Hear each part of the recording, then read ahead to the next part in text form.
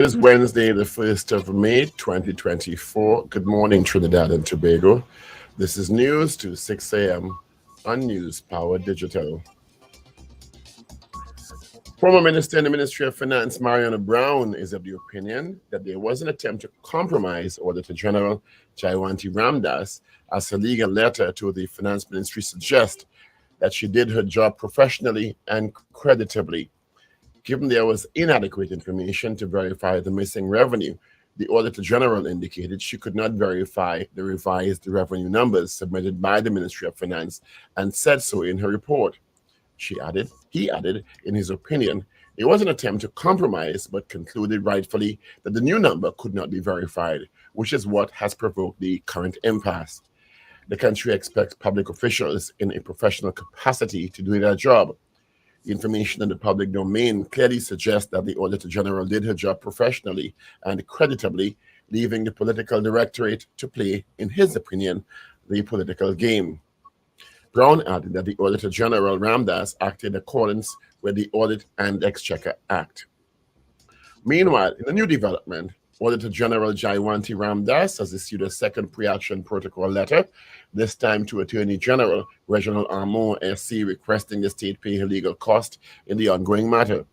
She said yesterday the attacks launched against her character by both the AG and the Finance Minister, which she considers false, malicious, and misleading, leave her in doubt that the government could fairly be permitted to select counsel to represent her. It also noted the state had the support of the AG and 3 retained attorneys, among them Douglas Mendes SC, Simon de Labastide, to act on behalf of the Finance Ministry. However, Ramdas's lawyers noted she would have to hire independent counsel to defend herself and asked if the AG would uphold a commitment of paying for that legal representation on the matter. Naparima MP Rodney Charles has accused UNC leader Kamala Prasad-Bissessar of not being present in Parliament to vote on at least 20 crucial bills over the term. Charles did so via a statement yesterday after Prasad-Bissessar accused him and MPs Rushton Parry, Rai Ragbir, Dinesh Rambali, and Anita Haynes-Allen of running away from Parliament or breaking beach from last Friday's vote on the government motion. That resolution was passed by 19 PNM votes, but the UNC's 19-member bench was reduced to 14 due to the absence of the 5 MPs. Prasad-Bissessar said in a deadlock, the House Speaker's vote goes toward maintaining the status quo, and the UNC would have defeated the government's motion if all the UNC MPs were present. There was a 19-19 deadlock. Yesterday, Charles cited his performance and said between 2020 and 24, he spoke on 44 bills and motions and missed only 7 parliamentary sittings. He claimed between 2020 and 2024, he asked 49 questions to the Prime Minister in Parliament, but during that same period, Mrs. Prasad-Bissessar asked only 1. It would be inappropriate to come to any conclusions as a review of various aspects of the Strategic Services Agency is ongoing. This is the position of Minister of National Security Fitzgerald Hines when asked in the Senate yesterday whether there were any terminations anticipated at the SSA organization following the March 2024 termination of 9 employees. The Senate was told the Prime Minister and head of the National Security Council spoke publicly on the matter. In light of such, the process of review at the SSA must be allowed to take its course. Still in security, sustained measures, including foot and mobile patrols at various police units and targeting of criminal gangs, are being done following March 2024 murders of individuals at Har Place in East Port-of-Spain recently. National Security Minister Fitzgerald Hines said he is aware and has seen aspects of the work being done in the area and is impressed and satisfied, especially amid the ever-changing nature of crime in the country. A United National Congress delegation is scheduled to meet with senior officials of the Elections and Boundaries Commission today, Wednesday, May 1st, 2024, to discuss several matters of national importance. The meeting is scheduled for 10 a.m. today at the EBC's head office in Port-of-Spain. These include the EBC's 2024 General Election Boundaries Report, issues related to special voting, the EBC's Election Day staffing qualifications and training, pending local government by-elections, and house-to-house survey and voter regularization and registration, among other issues. The meeting will follow the UNC General Counsel Peter Canhai's formal request to ABC Chairman Mark Kerry-Singh on April 19th for an urgent meeting for the purpose of discussing and seeking clarification on several issues concerning the party, or of concern to the party.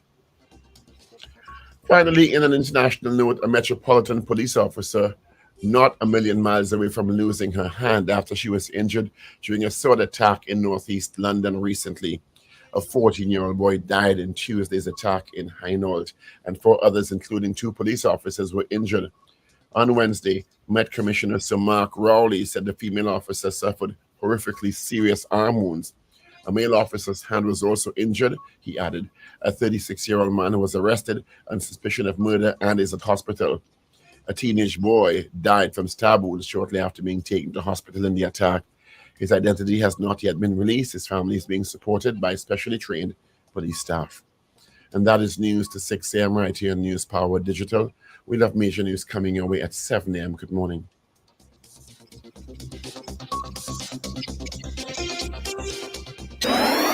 Up to date and credible. Power 102 Digital.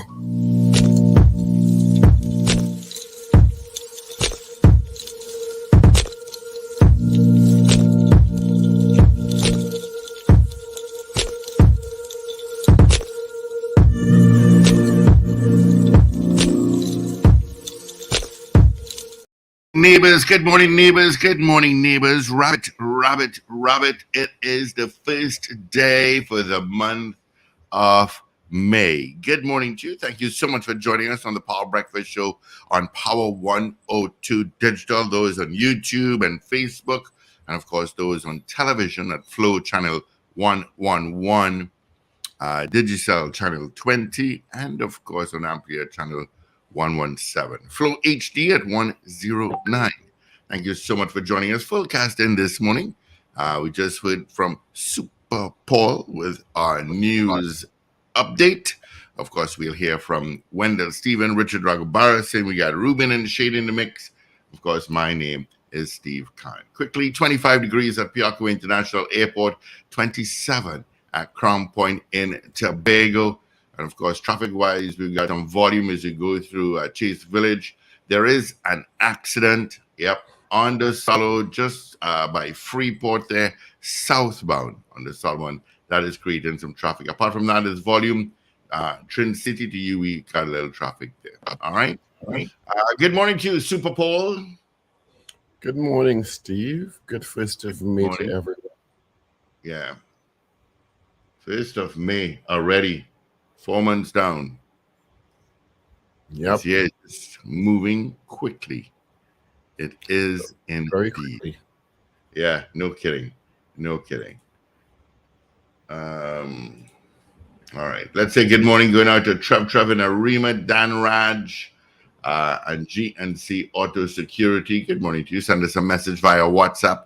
Yep, you too can WhatsApp at 3181021. Of course, good morning to John Cato on YouTube. Got Celia Marcia Rock out in Orlando. Oliver Man Warren, Boy Bedesi, Wayne B, Wendy and James, Ray out in a wet Florida this morning, out in West Palm Beach, Florida. DJ Ray out in Tampa. CJ New York, Rena Boodoo Jennings in Pity Valley.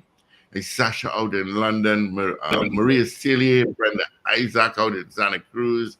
Carol Joseph, Pearl Cordis, good morning to you. Gloria Gray, Slick Money Grip, Nikisha Pierre, Doreen Pierre, Evans David, Trinidad Margot, Josie Richardson, Ian Lee, out in,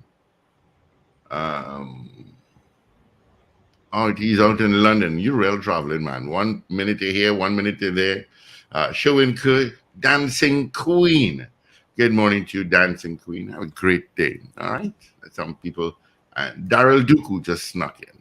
Some folks that sent us messages first thing this morning. Thank you so much. We do appreciate it. All right.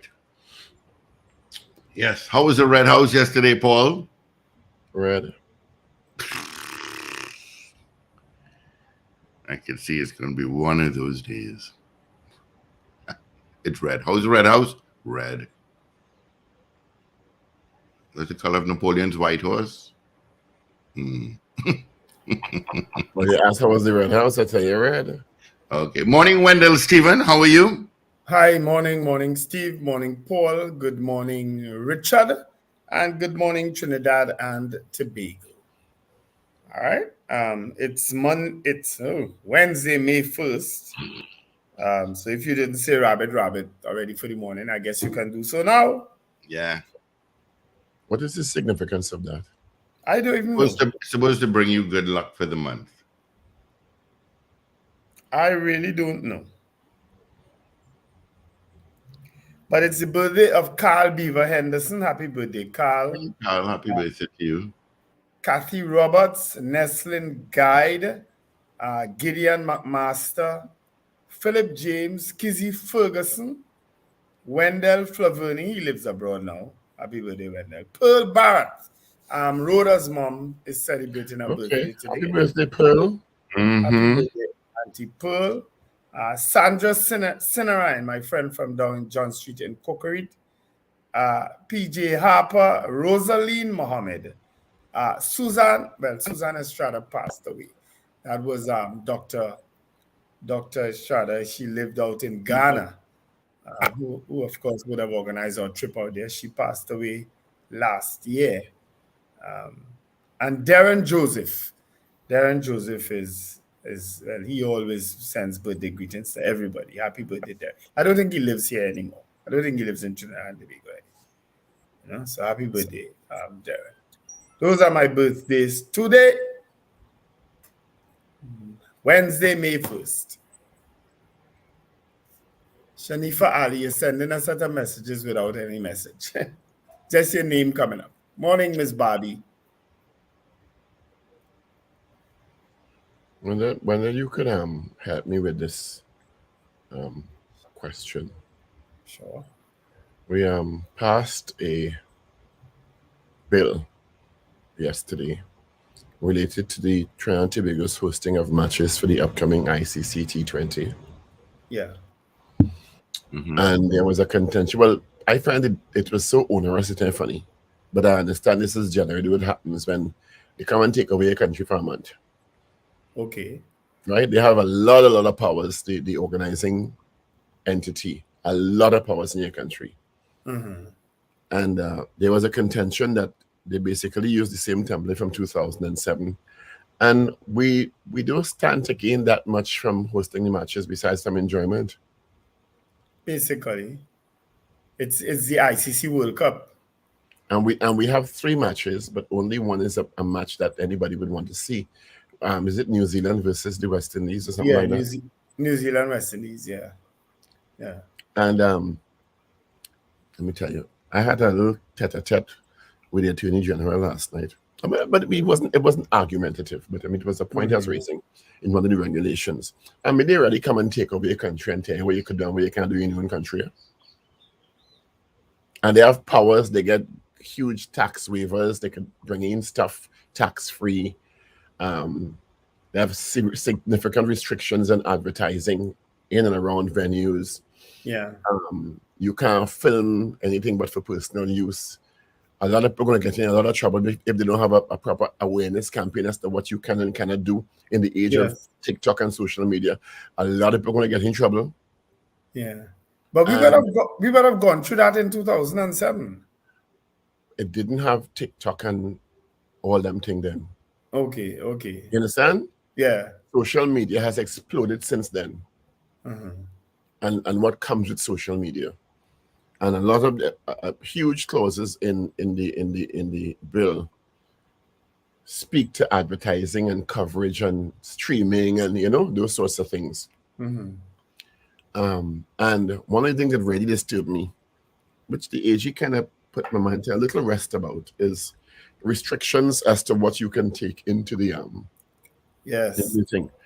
And one of them is instruments. So Dr. Maria Dillon Remy asked if that includes steel pan.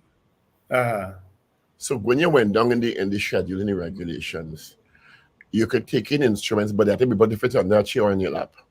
So I asked him, I said, our steel pan wasn't designed to fit under no chair in your lap. No. And I never seen nobody beat nobody with a steel pan yet. True. So I think there's even a restriction on umbrellas, not so? One more than that.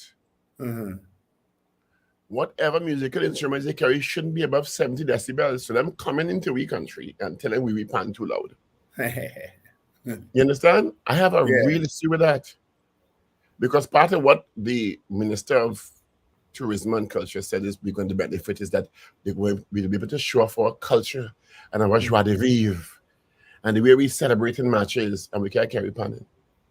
And maybe those things will be relaxed. I'm using no, they won't. word. No, they won't. I can't imagine a rhythm section not being able to go in a cricket match here. That's an Actasa group. That's what we do. When you look at the law, you will see all that was brought up. The question was how we celebrate and enjoy matches differently to how North Americans or Europeans do. Yeah, across the Caribbean. Part of what we are supposed to be able to showcase here is our exuberance, our joy, our culture. And those rules are really normed for North American, European stuff. Yeah, that's a great show. Oh my Europeans sing a lot. They right? sing a lot, yeah. So it has to consider the sensitivities of our cultural expressions.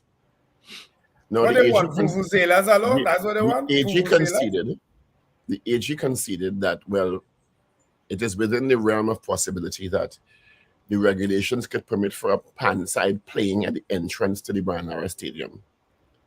But what you said, and people brought it up, rhythm section and it's part of how we just go to match.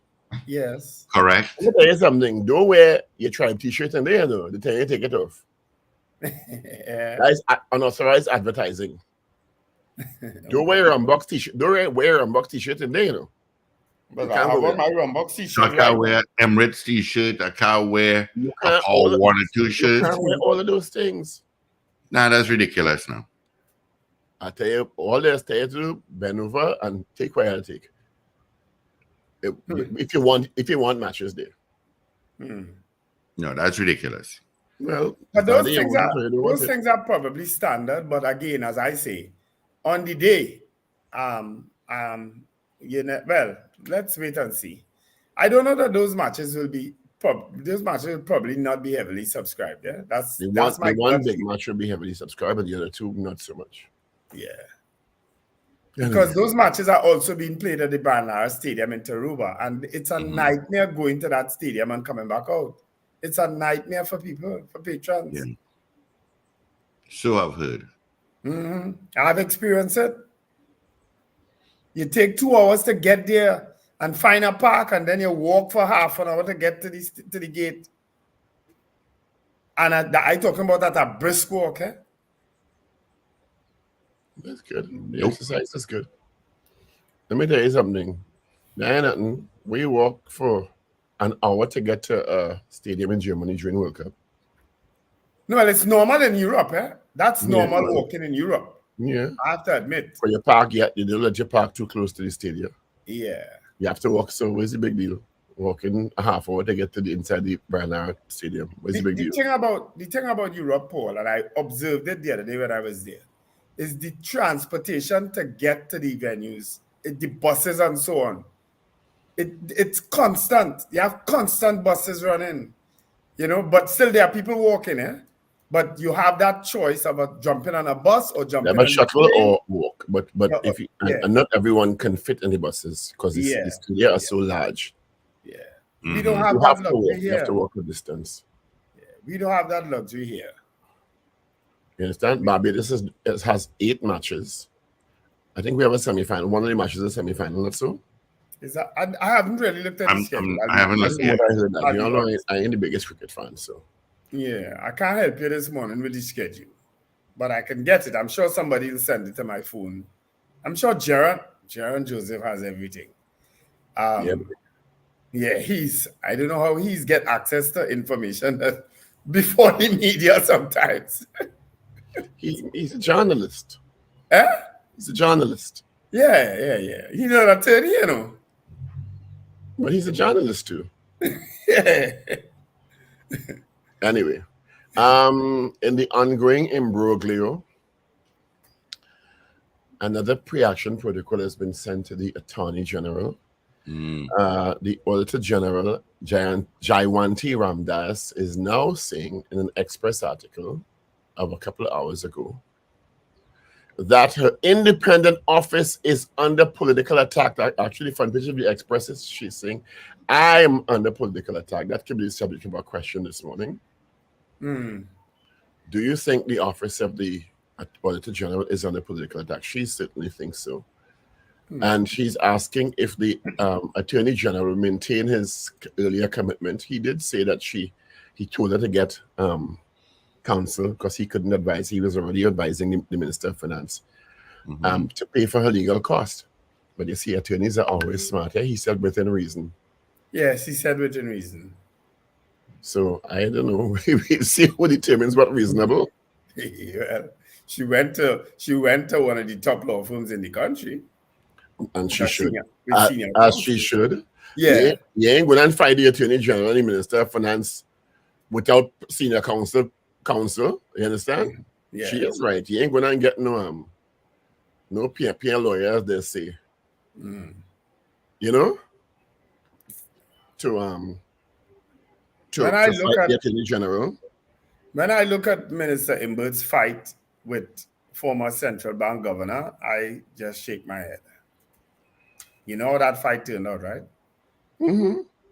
Okay. So I just shook my head and I said, best of luck. I don't know why we feel the need to do these things out in public and why we feel the need to take these positions of combativeness all the time. I don't know why. Well, once you send a pre-action protocol, it immediately goes public. Yeah. Right? So when the according to reports, because you're hearing so many different versions of the story, right? When you send a pre-action protocol, it goes public. And this is an independent office holder. And according to the reports, the initial position was that she was not accepting the figures, and she was within her legal right to do so because it had passed the time for receipt, January 31st, right? Now, but she still had till April 30th, which was yesterday, to create the report to send to Parliament, the National Audited Report. You understand? Yes. So it was within her legal right not to accept it, but according to the AG and the Minister of Finance, actually, $3 billion, and even Mariana Brown agreed with that, is material in a $60 billion budget. You understand? Or $57 billion budget. That's 5% of the budget, which is material when you're considering the accuracy that the final audit should present. Right?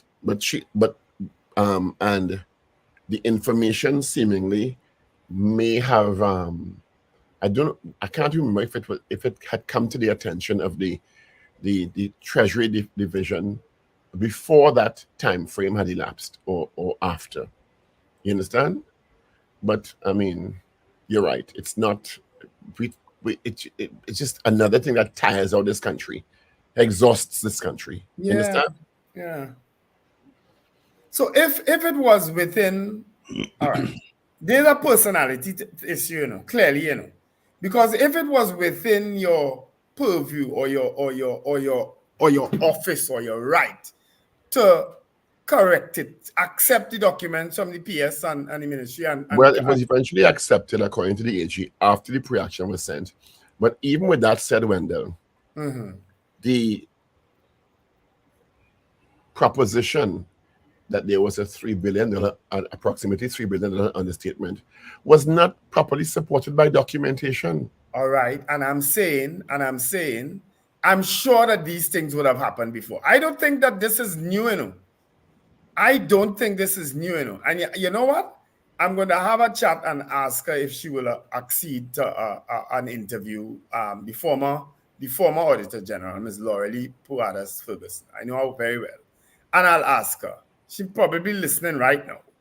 I'll ask her if she will explain procedures of the Auditor General in detail so that people can get an understanding of what happens in that office. Because that's an office you really don't hear about until accounts people it's stated that people haven't submitted their audited accounts, which happens in a lot of ministries and especially in local government, right? We hear about it then. We hear about the Auditor General. We really never know who the person is. We hear about the office of the Auditor General. Yeah, and the personality has never been brought into the public with this amount of Never. Not like this. Not like this. It's usually a very, very invisible person doing the job in the background. Yeah.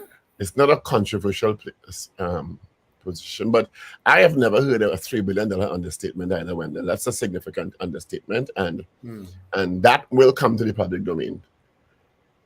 So then fix it between the ministry and the Auditor General office. But when you say fix it, what do you mean? Well, in other words, if we have to believe what we're reading, in that the Auditor General refused to take a call from the PS or information from the PS, then that's a red flag. It is to me. That is a red flag, right? And if that is so, then clearly, and also according to what we're reading, refused in the first instance to even accept the presentation of the information for consideration. Yeah, I find that strange. Yeah, and even if you accept the information that's sent to you, you're under no obligation to. I think your professional obligation would be to consider if it's material. Right. You know. Yeah. You know, it's just. I will speak to Mrs. Ferguson. I will ask her. And if she wants, it's just another confusion that we didn't need in this country. That's my position. You know, it's another confusion we did not need. No, we didn't. We didn't need it. No. And then when you add freedom chambers to the mix, it also embraces a political tinge in people's minds. Yes, it will. Yes, it will. So, you know, it's a pity, but say what? It's just unfortunate that everything has turned up in the background in this country. It's just really unfortunate. Yeah. So, yeah. Well, going back to the cricket bill, the opposition didn't vote no last night. They abstained. Why? People have issues with abstention in this chat. No, but why? Why would they abstain for something? Well, because when you think about it, it would you could be accused of being unpatriotic or unsupportive of sport development in the country. Understand? So, and actually, the Attorney General did accept an amendment proposed by Senator Wade Mark to have the information in the bill gazetted and published in at least 2 newspapers. He suggested it be moved from 1 newspaper. I even asked that. I said, you all keep going back and copying and pasting, although have it gazetted. How much people in this country is reading Gazette?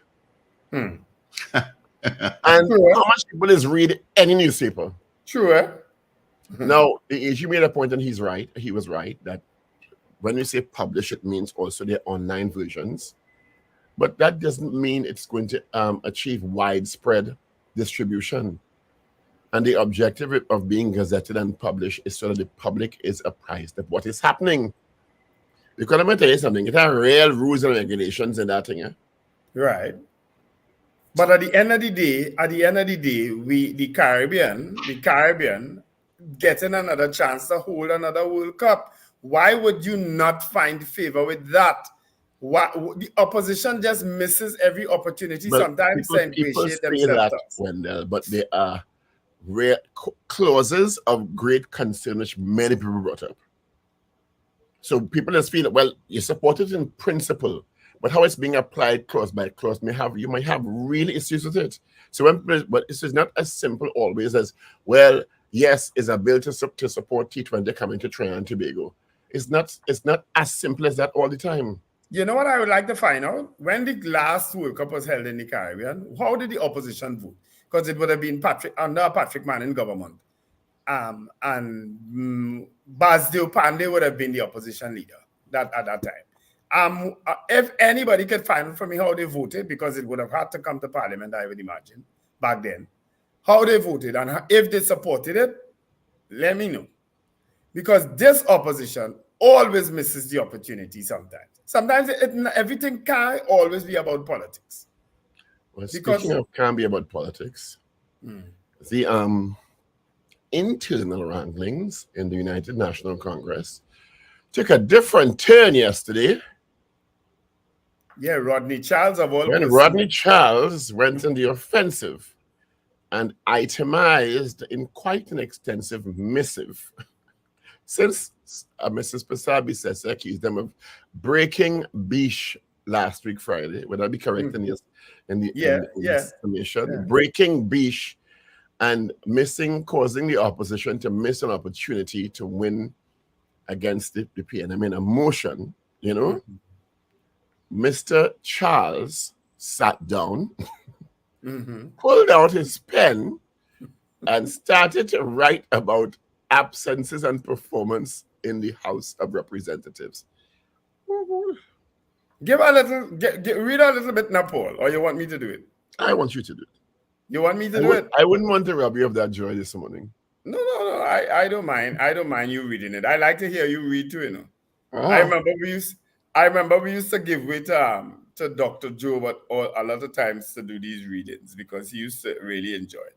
But I'm going to give you the joy of reading this morning. Reading it. All right. This is Rodney Charles's letter on his official letterhead, right? He can write, though. Of course he can. He's a good writer.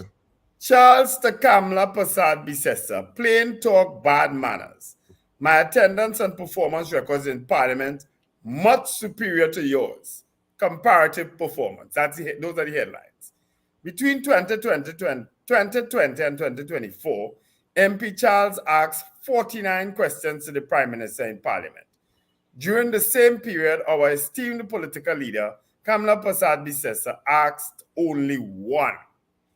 On many occasions during Prime Minister questions, she was not even present to provide moral support, even as we face the full wrath of the raging bull. So you're getting a little one on Dr. Rowley there. It was MP Charles, not the opposition leader, who took on the Dr. Keith Rowley manus in Parliament. At least I admire Rodney Charles's respect of Dr. Keith Christopher Rowley. By contrast, between January and mid-April this year alone, UK opposition leader Sir Keir Starmer, in the same Westminster system which we follow, asked PM Rishi Sunak 61 questions. So you do a little research. When you peruse the Parliament records, the opposition leader was not present for voting on at least 20 crucial bills between 2020 and 2024. Some include, and he went on to list those. I won't go through that. Right? Page 2. Hold on. Let me get page 2 for you. Page 2 says, MP Charles was present for all and voted on all these bills. So for the opposition leader to make exaggerated statements about MP Charles' record in Parliament is careless, irresponsible, and ill-advised. Despite begging too many times to recall, for the past 8 years, MP Charles has only been placed only on Foreign and CARICOM Affairs JSC, even though he spent 10 years at very senior levels in academia and 18 years at senior management levels in the energy sector.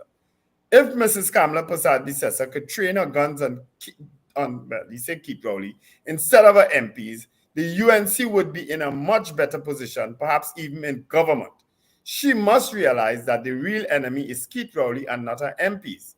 Between 2020 and 2024, MP Charles missed only 7 Parliament sittings. During that same period, he spoke on 44 bills and motions. In 2023, he issued 68 releases in the media, and the same year spoke at 13 weekly press conferences. MP Charles defies anyone to question his commitment to holding the Keith Christopher Rowley administration to account. What is clear on that fateful date is that Kamla Prasad-Bissessar, Devindranath Thakur, and Saddam Hussein came fully prepared to debate the motion. Who advised them to prepare? Is a question best answered by the Chief Whip, Mr. David Lee. Also clear is the fact that the supplemental order paper was sent out to MPs 24 hours before as required by the standing orders. What we now realize is that the Chief Whip deliberately did not advise about anything concerning the motion to be discussed, even though MP Charles was in the caucus room for at least 30 minutes before Parliament convened last Friday. Mr. Lee only advised MP Charles that he had 4 oral questions on the order paper. So it's consistent with what Mrs. Prasad-Bissessar say, where they say they're not telling certain people certain things. That's basically what MP Charles is saying here. Normal practice is for the Chief Whip to advise all MPs on motions to be discussed, the lineup of speakers, and infrequently the positions the party proposes to take. The Chief Whip sets the tone and indicates the importance attached to bills being debated. What took place on Friday demonstrated clearly a very disturbing trend of keeping certain MPs totally in the dark and deselecting these MPs from speaking on important bills. Interestingly, it was the UNC, not the PNM, which called for a vote at the end of the second motion, clearly to embarrass not PNM, but certain UNC members. Oh, Bacchanal. We could get Rodney Charles on the line. He's always willing to talk. Yeah, I tried him a few times yesterday. I didn't get him at all. Rodney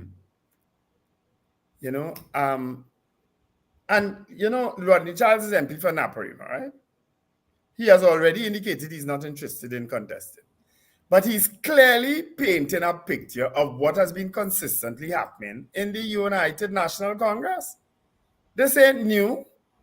This fallouts and these issues with MPs who most likely stand for something. Now, me and Rodney Charles ain't the best of friends. I find sometimes he's operate clownish, and especially when he went and spin that wheel, he was a little disrespectful to Dr. Rowley on more than one occasion. But at least I always give people the benefit of the doubt or changing and standing up for what is right. And I will appreciate this, even within the PNM. You understand? When people stand up for what is right, I appreciate. You understand?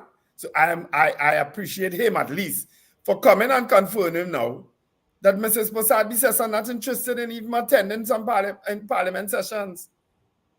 Gary Griffith said that she had 5-day weekends, and then poor fella, he retract it and say she's the best prime minister we have. I don't know what is going on with Gary sometimes. But, so it just proves, and then Anita Haynes, poor child, one of the best MPs the UNC probably ever produced. And look at how they're spoiling that young lady. Look at how they turn her off. And now I hear they even ostracizing Khadija Amin. One of your most dedicated. Why would they ostracize Khadija Amin? Why wouldn't they? Why would they? Well, that's what I'm reading. I don't know if it's true. Good morning, Mr. Ragoobarsingh. Hi, good morning, guys. Good morning, Richard. Good morning. Good morning to our listeners, wherever they are, and viewers. Yeah, so that's what I heard, that she's being ostracized. Because of what? So because they know all them seats that all them people in, they go win them easy. Even if 4,000 people less vote in them areas, they go win that seat. Who's that you're talking about? Anita Haynes and etc. Anita Haynes, Rodney Charles, Dinesh Rambali, who else? Rai Ragbe. Well, Kamutu Manzanella used to be a marginal seat. It's not anymore. And who was the fifth person? Who did I miss? Anita Haynes, Dinesh Rambali, Rai Ragbe, Rodney Charles, and Rushton Parry. Rushton Parry, Mayaro seat though could be iffy for them if they know. You notice they're very quiet on Rushton Parry. Now, because they understand Rushton Parry's importance in that particular seat. They understand that. St. Augustine, well, Khadija could go to wherever if she want to.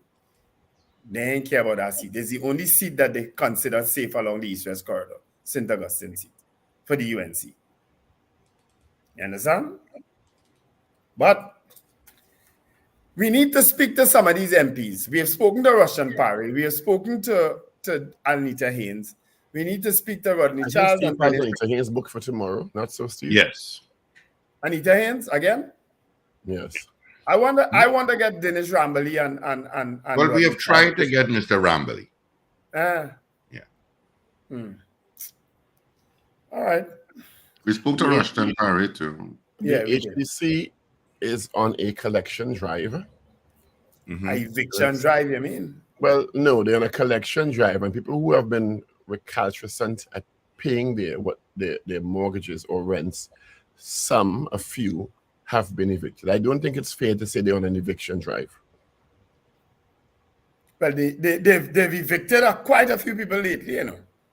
They're on a collection drive, and people who have been recalcitrant in paying consistently are the ones who had been evicted.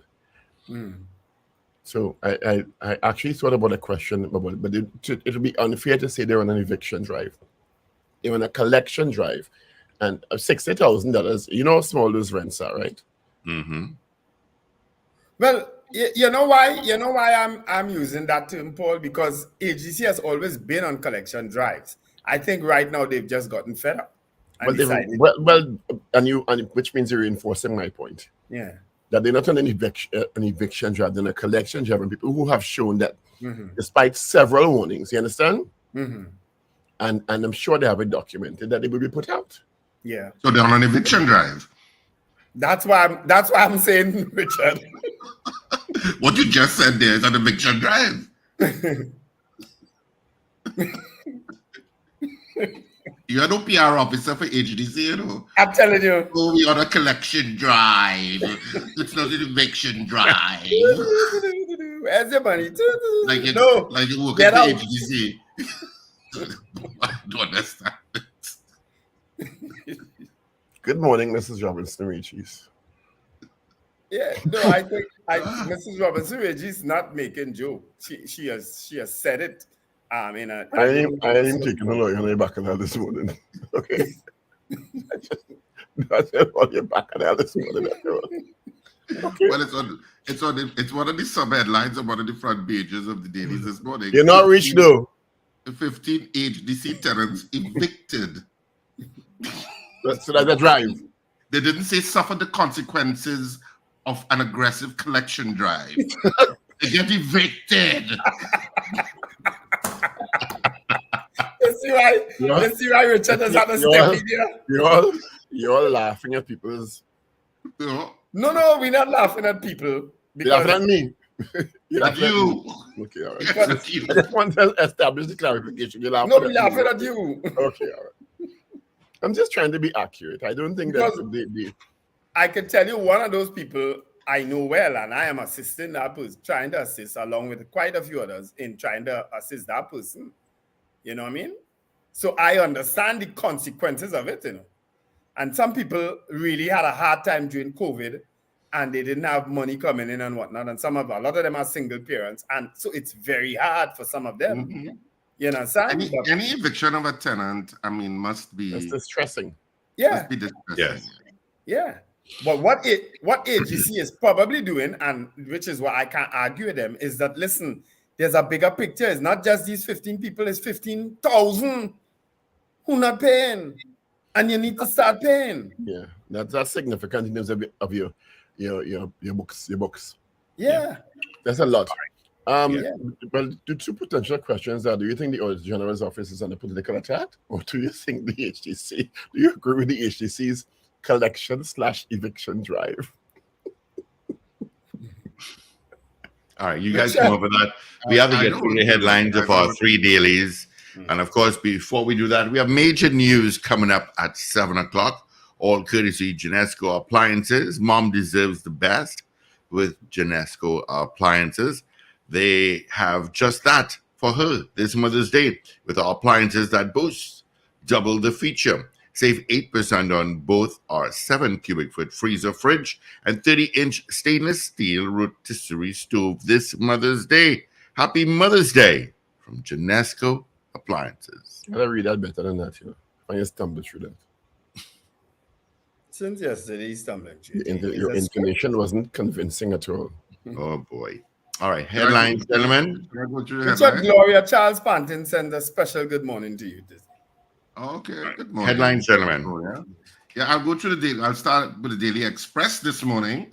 And of course, it is Wednesday, May 1st, 2024. So it's the beginning of a month, and it's the beginning of the month of May.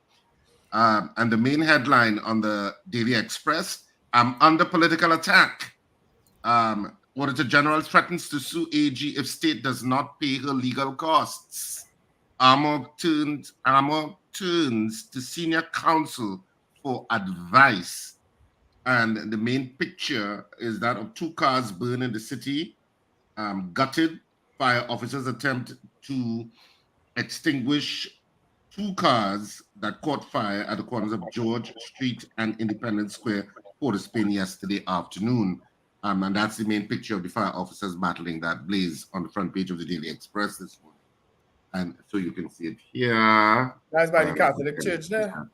Okay, That's by the cathedral, eh?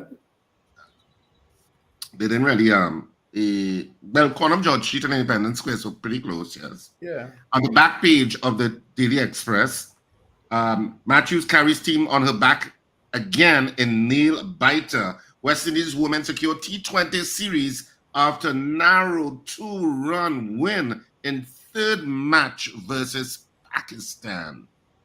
So that's the main headline on the back page. And Zek Lecheka sends Rafa packing. And that's the main picture. So that's it for the front and the back of the Daily Express this morning. Moving on. You're going silent, Richard. Your mic.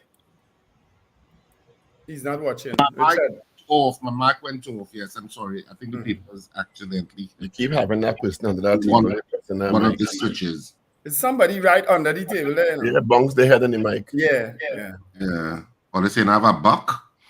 So if that's what you want to call it. If that's what you want to call them. So the Newsday for today, Wednesday, May 1st. Auditor General hits AG Imber. Attack on my integrity. That's the headline. Subheadlines, EMA probes destruction of Turtle Beach nesting site. That was a video that horrible scene, eh? Yeah, that was a horrible video. Yeah. So they should probe it, and they should hold whoever's accountable, whoever did it accountable. So the EMA is probing the destruction of that Turtle Beach nesting site. There's a video that showcased it. I don't know if Paul has it because he's very much on top of things. So he may have that video that we could watch it later. It would be nice to send it to me. I didn't get it. I have it. It's only on Facebook. I saw it. I didn't get it on WhatsApp. Good national instrument. A fireman removes a tenor pan from the wreckage of one of the 2 cars destroyed by fire on Tuesday afternoon along Independence Square in Port of Spain. So there's a picture of that fire again. A different view of it, though. And on the back page of the Newsday, Matthews has another match-winning performance versus Pakistan as Windies clinch T20 series. T20 World Cup bill to beef up security and curb scalping. So that's for the front and back page of the Newsday. Moving on to the Guardian, before I get the wind-up signal. Auditor General hits back, accuses government of malicious attack on her character, wants AG to pay for her independent counsel.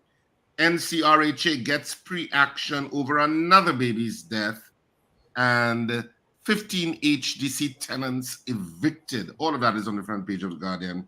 And on the back page of the Guardian, it's all about West Indies women's cricket. Matthews, Windies stay unbeaten. That's all you need to know on the 3 dailies this morning in terms of their headlines. And morning, Adande Pigot. How are you making out, my friend? Hope all is well. I'll pass you over to Paul for the poll. All right. Paul. Well, let's get the results of our morning poll from yesterday. Yesterday, we asked you, do you expect the 4 distant UNC MPs will be chosen by the screening committee when the UNC is screening candidates for the national elections come next year? That was our poll yesterday. Results after this. Whether wet or dry season, hazards can strike without warning, causing you or your family to quickly evacuate. You may not have the time to grab the essentials. Be sure to have your grab-and-go bag in easily accessible locations. Here are the top 7 categories that should be included and tailored to your family's need. 1. Non-perishable food items, water, and utensils. 2. First aid kit and extra medication. 3. Personalized items. 4. Change of clothing and comfortable footwear. 5. Copies of important documents such as birth papers and certificates. 6. Cash and small bills. And 7. Tools, safety items, and equipment. For more information on how to be ready, visit odpm.gov.tt. A message from the ODPM. All right. Good morning to the folks out at the ODPM. Our poll yesterday, do you expect the 4 distant UNC MPs will be chosen by the screening committee when the UNC is screening candidates for the national elections 2025? The results are in. 73%, 73 said no. Yeah, I suspect. Right, so let's get into this morning's poll. If I had a chance to vote yesterday, I'd have voted no too. You'll choose the 2 questions. 1, do you agree with the HTC's collection/eviction drive? Oh, sorry, my mistake there. Or do you think the Auditor General's office is under political attack? Choose, please. We could continue to go with Auditor General. Yeah, but it's on the front page of all 3 dailies today. Yeah. That issue of the possible attack that she is raising, and she is saying that the office of the AG should meet. Well, the state should meet her because of her independent counsel. But she is a state official, a constitutional office at that. So, Yeah, let's go with that. So do you think the Auditor General's office is under political attack? And of course she's setting back. Well, she's was defending her constitutional independence. But is it a clash of personalities now? Who knows? Do you think the Auditor General's office is under political attack? That's our poll this morning, and that's the poll you're required to answer once you're voting. You can call 222-8255, North Americans, 866-525-1099 on WhatsApp, on YouTube, and on, well, WhatsApp number is 318-1021. Facebook and YouTube, you watch us. Those on television, channel 111 on Flow, channel 20 on digital, and channel 117 on Ampere. All right, got some votes coming in already. I got Josie Richardson saying no. Okay, DL said yes and yes. Oh, got a call. Good morning. Good morning. All is well. This is Glenn from Queens. Hey, Glenn. Morning. Yeah, I think the Auditor General office is under attack. Yes. Yes. All right. Thank you so much. Thank you, Glenn. Cascade St. Anne says yes. I've got Central Animal Lover saying no to the poll. I have Hill Ben saying poll no. Richard Duku says yes.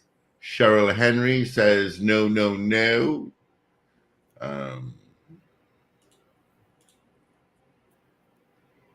Right. All right. So 222-8255, toll free North Americans, 866-525-1099 on WhatsApp at 318-1021. Our morning poll question once again, Rich.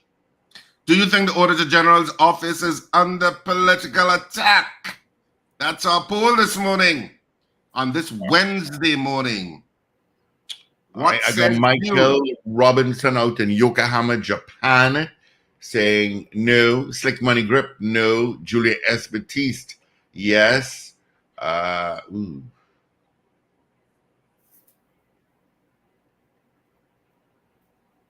All right.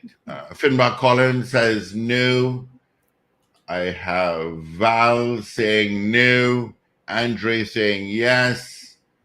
Bobby, morning, Bob. Yes. Captain Ron. Good morning, Captain Ron, wherever in the world you are. Oh, your early morning flight to Miami. Okay. says no. Gregory Bauer says no to the poll.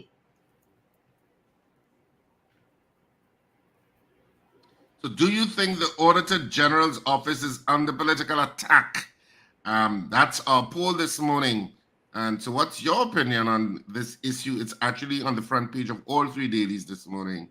What's your opinion? 222-TALK, 222-8255, North Americans. Absolutely toll-free at 866-525-1099. People on all our streaming platforms, you can send us your votes via the messaging portals there. If you are watching us on television, you can just vote via WhatsApp at 868-318-1021. Yep. Royalty Forever says yes. Ian Lee says he was on a flight from Turkey and some ladies asked where they were from. After he told them from Trinidad and Tobago, they said, oh, isn't that the place where the shark attack and a bounty was placed on the said shark? That's a shame. Oh, boy. That's funny. Let's grab this call. Good morning, caller. Morning, Frank from Port St. Lucie, man. Hey, Frank, how you doing? Good. Yes.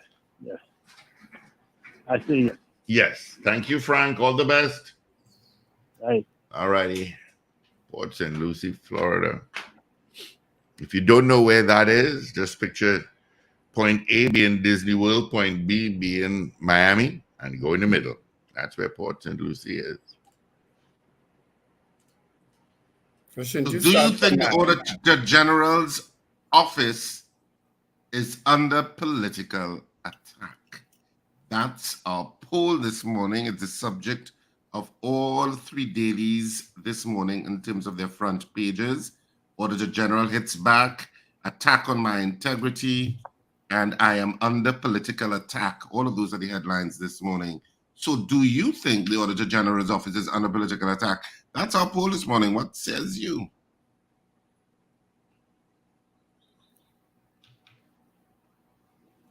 Of course, if you're watching us on channel, is it 111 or 112 on Flow? Oh, Jesus and ages, all your old boy. 111, that's the easiest number. I thought Steve said 112 this morning, so it threw me off. No, Steve would make a mistake like that, I doubt. So I was like, is it 111 or 112? I could have sworn I heard him say 112. And I know it's channel 20 on Amplia and 117 on Digicel. So do you think the Auditor General's office is under political attack? People who are watching us on television, you can send your vote via WhatsApp. And have you not saved us on WhatsApp yet? And if not, why not? 868-318-1021. That's the number. Good morning, caller. Yes, good morning, gentlemen. Good morning. Gentlemen, I have to take up Paul Richards again today. I have to We're not accepting abstentions. This program. Yes or no? Yes or no? I have to declare. I'll say why after the news. All right. Okay. All right. Well, you're going parliament now. You could get away with that. Mr. Craig Wells says yes to the poll. Ish out in Malik says yes. We could grab this call quickly. Good morning. Good morning. Morning. Yes or no? Mr. Khan, Wendell, and the rest of the crew. Now, let me just say, I won't stay long because I know you all have many callers. This is from Grandy, Barbie. Now, let us say you have a debate in the parliament, right? Now, is not everything will be agreed.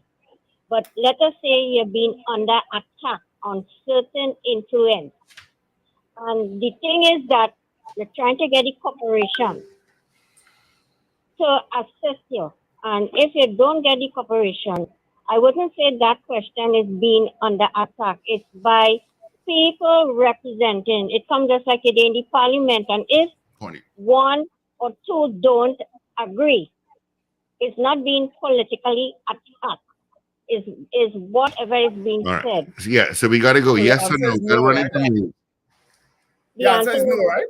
Thank you. All right, let's get into our 7 o'clock major news. All powered by Genesco Appliances. Save 8% on both their 7 cubic foot freezer, fridge, and 30-inch stainless steel rotisserie stove. This is your news bulletin from Power 102 Digital. Former minister in the Ministry of Finance, Mariano Brown, believes there was an attempt to compromise Auditor General Jaiwanti Ramdas. Meanwhile, the Auditor General issues a second pre-action letter, this time to the Attorney General. Naparima MP Rodney Charles accuses the UNC leader of not being present in Parliament to vote on at least 20 crucial bills.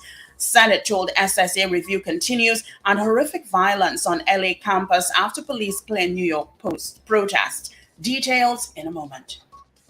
Mom deserves the best with Genesco Appliances. They have just that for her this Mother's Day with our appliances that boosts double the feature. Save 8% on both our 7 cubic foot freezer fridge and 30-inch stainless steel rotisserie stove this Mother's Day. Happy Mother's Day from Genesco Appliances. This is News 2, 7 o'clock on Power 102 Digital. I'm Avril Centil Bob. Good morning. Former minister in the Ministry of Finance, Mariano Brown, believes that there was an attempt to compromise Auditor General Jaiwanti Ramdas, as her legal letter to the Finance Ministry suggests that she did her job professionally and creditably. He said, given the fact that there was inadequate information to verify the missing revenue, the Auditor General indicated that she could not verify the revised revenue numbers submitted by the Ministry of Finance, and said so in her report. He added that, in his opinion, there was an attempt to compromise, but concluded rightfully that the new number cannot be verified, which is what was provoked, or what has provoked, this impasse. He maintained the country expects public officials in a professional capacity to do their job, and the information in the public domain clearly suggests that the Auditor General did her job professionally and creditably, leaving the political directorate to play the political game. Brown added that Auditor General Ramdas acted in accordance with the Audit and Exchequer Act. Well, meanwhile, in a new development, the Auditor General has issued a second pre-action protocol letter, this time to Attorney General Reginald Amo, requesting that the state pay for her legal counsel in the ongoing matter. She said yesterday the attacks launched against her character by both the AG and Minister of Finance, Colm Imbert, which she considers false, malicious, and misleading, leave her in doubt as to whether the government could fairly be permitted to select counsel to represent her. It was noted that the state has the support of the AG and has retained 3 attorneys, among them Douglas Mendez and Simon de la Bastide, to act on behalf of the Ministry of Finance. However, Ramdas' lawyers, noting she would have to hire independent counsel to defend herself, asked the AG if he would uphold a commitment to paying for that legal representation in the matter. The letter came a day after she also issued a pre-action letter to Imbert asking him to retract false statements made about her in Parliament and to set the public record straight on the Hansard of Parliament.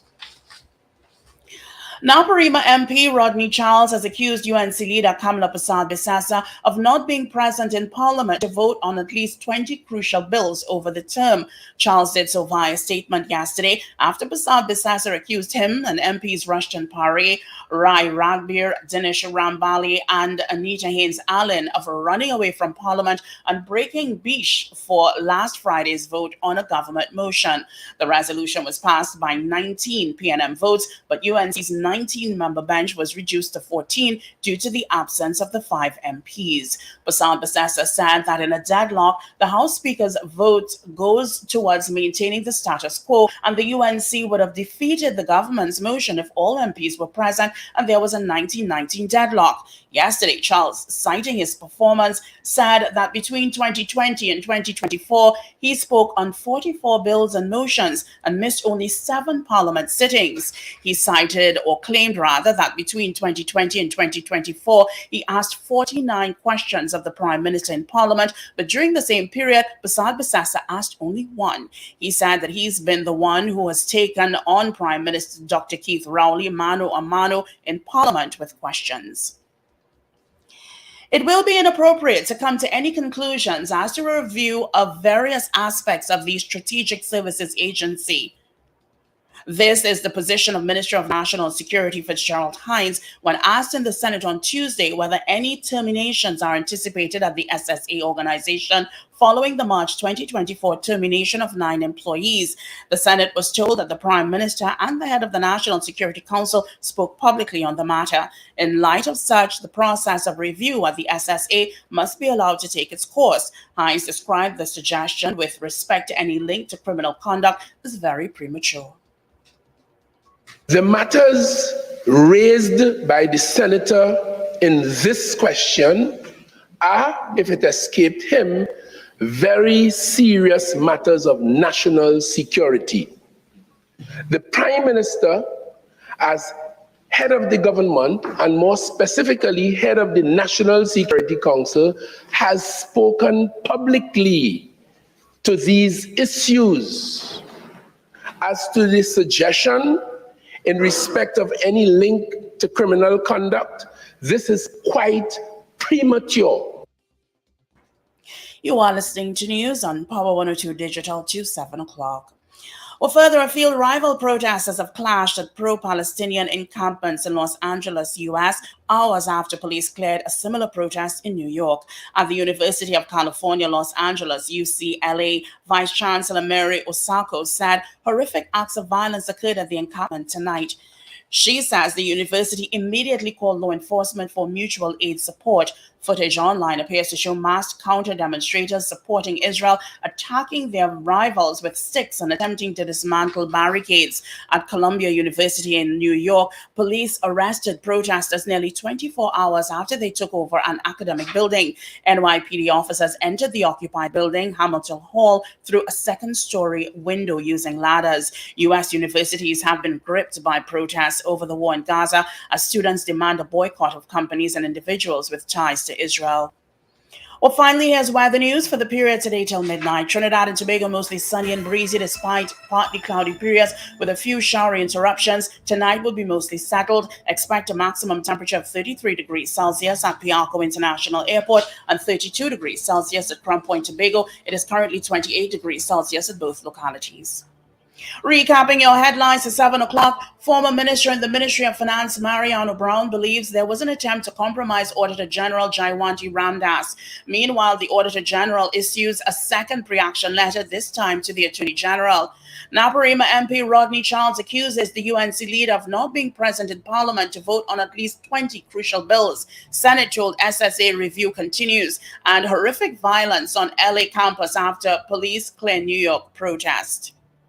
I'm Avril Sintel-Bath. That was news to 7 o'clock on Power 102 Digital. Look out for more news in detail at 12 noon today and an update at 8 o'clock this morning.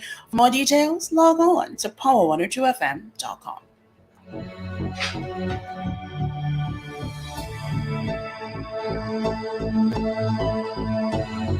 Hey, mom deserves the best with Genesco Appliances.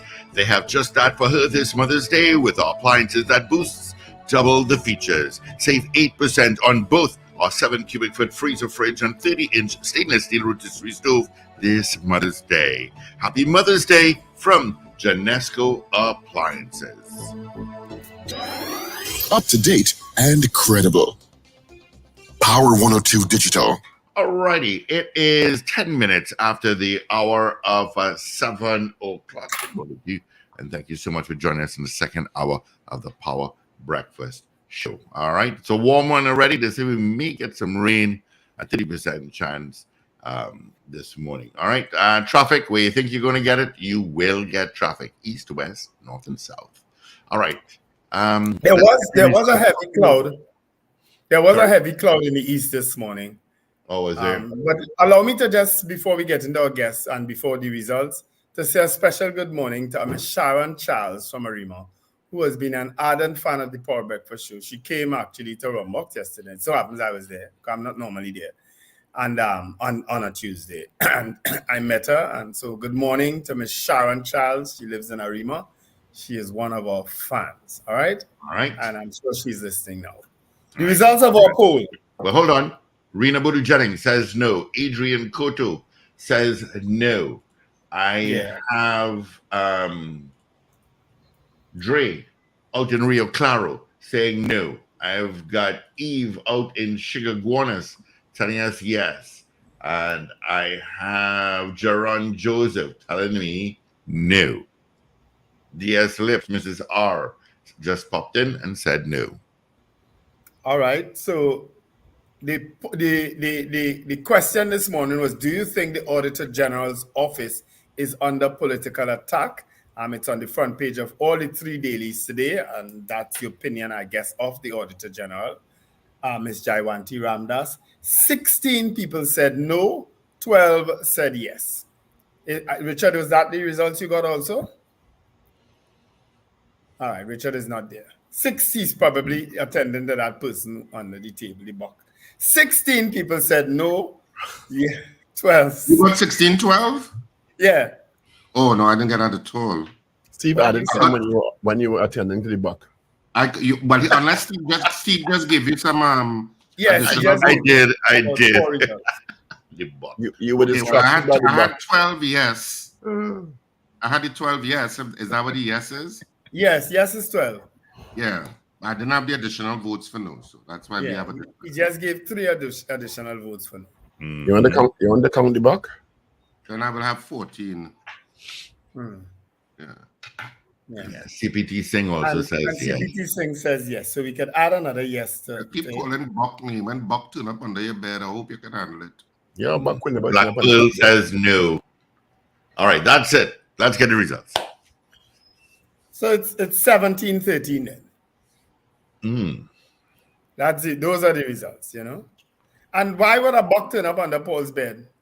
I say he's in. Why would his buck turn up under my bed? Why would your buck turn up under Paul's bed? I never said I had a buck. But the buck keep turning up the mic all the time. But you know, it's like how they had that movie when you say the name 3 times, you say buck 3 times and one will turn up, you know. What movie was that again? Was that Candyman? It's Candyman? Candyman. It's a kind of another version of Buck. A Buck is a kind of Candyman, you know. Who's the guest supposed to be again? How you arrive at our guest coming up in a minute's time will be political analyst Rishi Maharaj. It brings you good fortune for certain favors returned. I didn't know that. So I heard. That's a quick correction. All your attorneys, you can't win all you know. I heard. Oh gosh. Hey. So we're waiting for our guest to stream into studio. Is that what we're doing? Yeah, he should be at any minute now. Okay, great. Yeah. All right. I just want to continue voting on our poll on our website at power102fm.com and our mobile app. Yep, which you should have on your phone by now, whatever platform you're on. Just look for Power 102 Digital. Is Mr. Maharaj going straight up to 8 o'clock? Well, yeah. Because we could open the lines at some point in time too. People complain now when we're doing guests. We could open them now. Well, no, he's logging on. We can open it now. We can't open it now. He's coming on now. We can't open lines. All right. So he's logging on again. Get him online. Yes, he just came out of the makeup room. So let's say good morning. Going on to political analyst Rishi Maharaj. How you going? Hi, good morning, guys. How you guys are going? Not bad at all. Thank you for joining us. Not a problem. Well, I guess, Mr. Maharaj, you have a lot to deal with lately, especially with the shenanigans within the United National Congress and the 5 dissidents that have basically taken on the leadership of the United National Congress. What is your original opinion on that? Well, any organization, you need to have, no organization works fluidly. Let's start with that. There's always discontent in any kind of organization, and a political party is no different than any kind of organization. The only difference is that it's obviously the impact the party has on the wider population as a whole. So I think it all depends now on what mechanisms you have in place to be able to address those dissent, because obviously people have different views, different issues that they want to deal with. There's always power plays in any type of organization, And so what we see in the UNC is no different from what happens normally, but it seems to happen more often than not, as opposed to the other major political party in the country, which is the PNM. And it seems that they've never really fully found a way to be able to manage people's dissenting views and a way to have it debated and dealt with internally without having it to come out in the public domain and then, hamper whatever expectations or whatever things that the party wants to achieve. But do you see this as a power play as opposed to a realization that the current leadership cannot put their party back into governance? It's both. It's both a power play and a realization. I think people may have there are certain segment in the party that have realized that with the current leadership, the chances of probably winning the next year elections are very marginal or slim, if possible. And so there's that expectation because they've lost a series of elections over the period of time coming up to this. But there's also a power play because I'm sure there are always people, as political leaders get old and they begin to age and the writings on the wall that eventually they may not be there forever. People are now jostling for positions within the party to determine who will take up the mantle of leadership. And again, it's no different from what we've seen in the UNC in time gone past with Mr. Pandey when he was there. And, not wanting to, there was a popular leader that people were gravitating towards, which I believe was Winston Ducaran. And he didn't see it as fit to be able to pass on or put things in place to pass on leadership to him. And then that caused fragmentation. We had the COP coming out of it. And then there was a election campaign where now Ms. Bisessa came up as the apparent person to challenge Pandey when many thought that he was unchallengeable in the UNC. And he lost. And what we see now is just history repeating itself. Do you think, you spoke about the track record. Good morning, Rishi, by the way. Sorry about that. Do you think that anything enough has changed? It's on public record now that under Mrs. Passa's leadership, the UNC has lost 2 consecutive national elections. And we have another one looming in 2025. Do you think enough has changed within the UNC? And also the additional factor of the governance of the PNM to elicit a change in that trend? There is, I think, from what we're hearing, discontent, in that people are feeling that maybe she doesn't have the same sway or power or influence or favoritism with a certain segment of the population. Because at the end of the day, we have to remember from a Trinidad political context, they're loyalists to both parties, the PNM and the UNC, and that's a given. But there's that segment of the population that are neither loyal to either party, and they look for what a political party could give to them. We call them the marginal voters, the floating voters, whatever you want to call to them.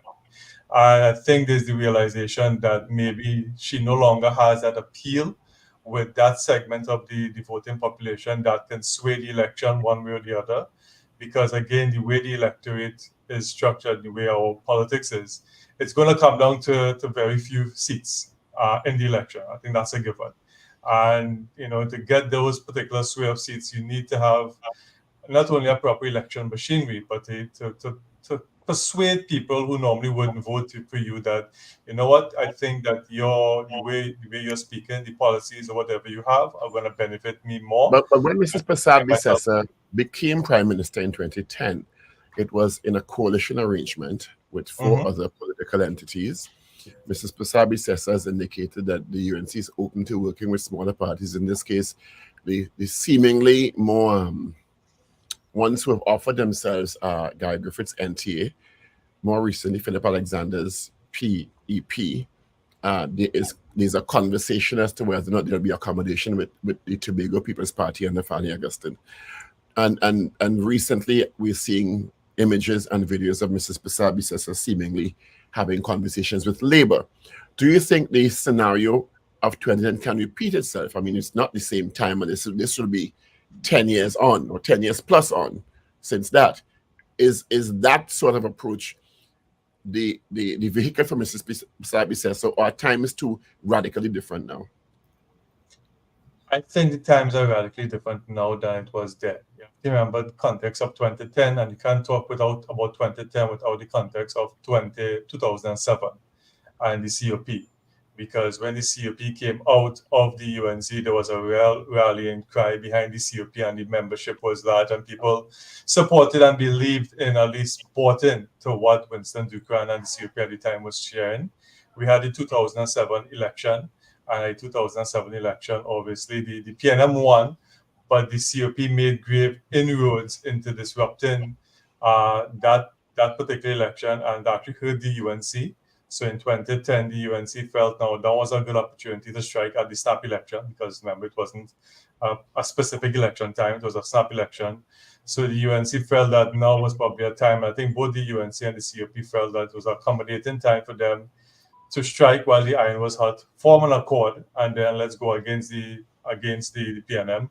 And the COP was able to win certain seats that were traditionally of the PNM. So I think that was different in 2010 as opposed to now, where there is no third party that really commands the kind of support and the kind of, that kind of furor as the COP. I mean, we have the NTA, we have the PEP. The only one maybe possibly could be in Tobago, but then again, that is also fractured with the People's Party, Mr. Farley, and the other individuals. So I think times are radically different now, and you need to read the pulse of the people, and maybe certain people in the party are feeling that the pulse is not 2010. This whole thing about people partnership is probably not going to work again. People felt that they weren't able to achieve what they wanted to achieve, because remember in 2010 they had a sizable majority, a constitutional-like majority, where they were able to do things, and still they weren't able to achieve what they wanted to achieve. Many people felt the COP was marginalized in terms of what they wanted to do, and then the following year in 2015, it was a radical, defeat for them. So I think times are different, and people are probably feeling the party that we need something new, something fresh, to really move into this next election. How do you feel, though, that in terms of the leadership of the UNC now leading her party again into a third, after 2 consecutive losses at general elections, 3 at the local level, because we would have had elections in 2016, 19, and 2023 for local. How do you feel are the chances of the current leadership of the UNC? As it stands now, I think I think the PNM is hurting, because there are several issues affecting the country, from the economy to crime to different things coming up all over the place. I think the PNM is really vulnerable at this point in time. But honestly, I think that's about the PNM, Mr. Mara. Yeah, no, I know, but I'm getting to the UNC.